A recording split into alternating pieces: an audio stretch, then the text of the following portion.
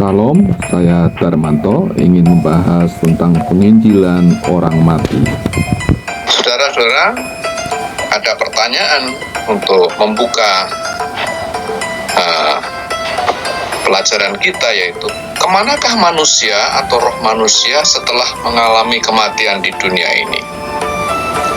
Apakah melayang-layang seperti pengertian orang-orang suku tertentu?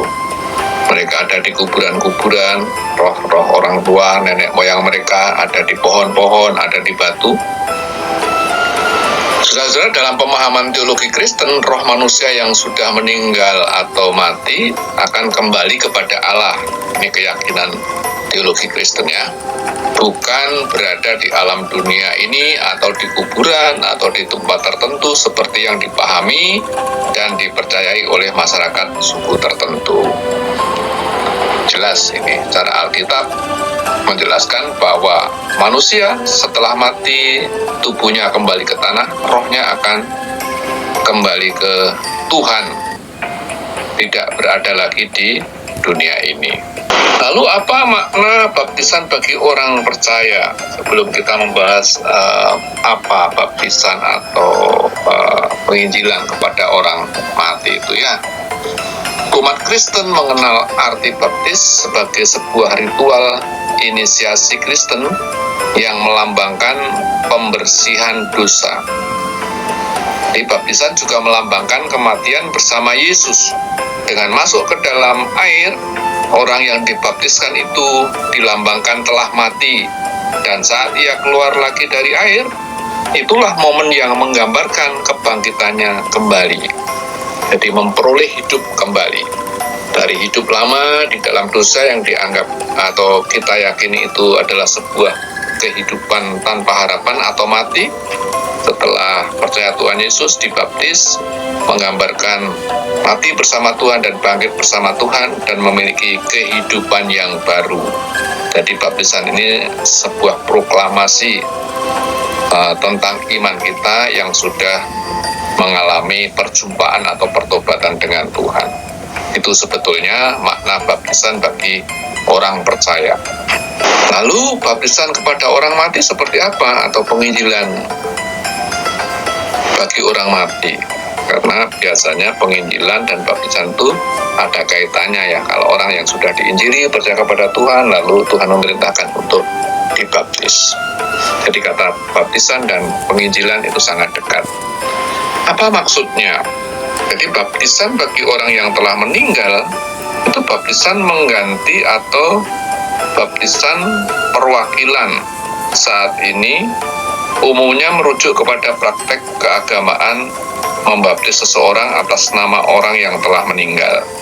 Orang yang masih hidup yang menerima ritual atas nama orang yang telah meninggal. Jadi maksudnya contohnya kalau ada keluarga saya yang sudah meninggal, yang belum percaya, lalu saya mewakili atas nama orang yang sudah meninggal, yang mungkin sudah lampau gitu ya, lalu saya dibaptis. Nah, itu kira-kira gitu prakteknya. Nah, jadi tidak mencari roh lalu dibaptis, tapi ada keluarga yang menjadi wakil baptisan. Nah, dari mana ajaran ini? Jadi baptisan untuk orang mati ini sudah dikenal lama ya sebagai doktrin gerakan orang suci zaman akhir. Itu telah dipraktekkan sejak tahun 1840. Sudah lama ya. Saat ini dipraktekkan juga oleh Gereja Yesus Kristus dari orang-orang suci zaman akhir atau Gereja LDS ya, zaman sekarang ini. Lalu apa kata Alkitab sebetulnya? Baptisan kepada orang mati atau menginjili orang yang sudah mati.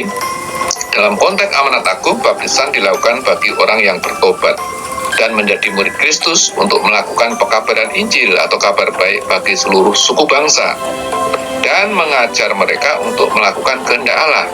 Jadi baptisan untuk orang hidup ya, dalam Alkitab itu selalu baptisan itu dilakukan kepada orang yang masih hidup.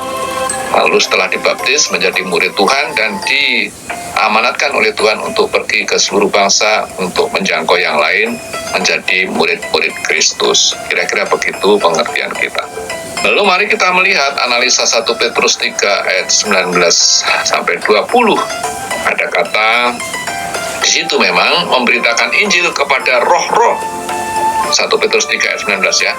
Ini merupakan kesulitan yang dialami bukan saja oleh kita tapi oleh penafsir sejak lama.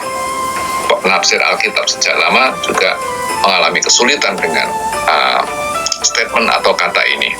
Karena jauh dari pemikiran doktrin Kristen secara umum ya, yang diyakini selama ini, ada sebuah pandangan yang menyatakan bahwa Kristus setelah kematiannya dan kebangkitannya pergi kepada malaikat-malaikat yang dipenjara karena berbuat dosa di zaman Nuh dan memberitakan kepada mereka bahwa Kristus telah menang atas kuasa dosa atau kematian dan atas iblis.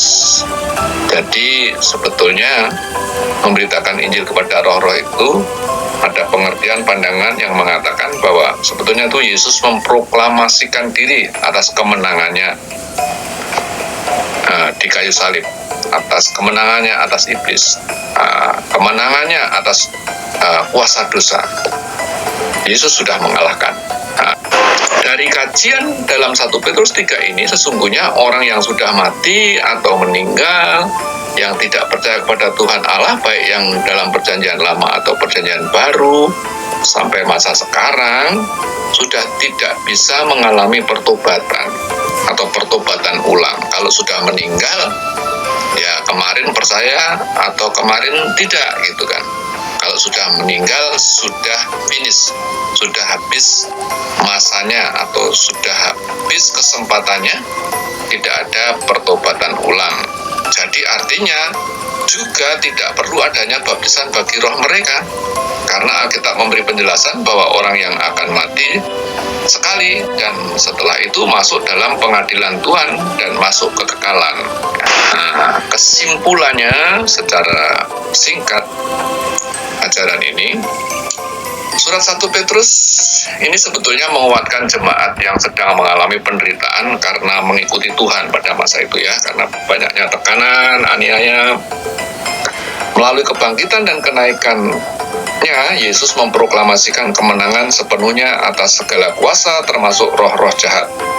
Penderitaan jemaat bukanlah sebuah kekalahan yang menghasilkan keputusasaan. Sebaliknya, penulis surat 1 Petrus menguatkan jemaat bahwa model utama mereka ialah Kristus. Bukan hanya telah menderita, tetapi juga telah menang. Dan kini segala kuasa telah ditaklukkan di bawah Yesus Kristus, Tuhan kita.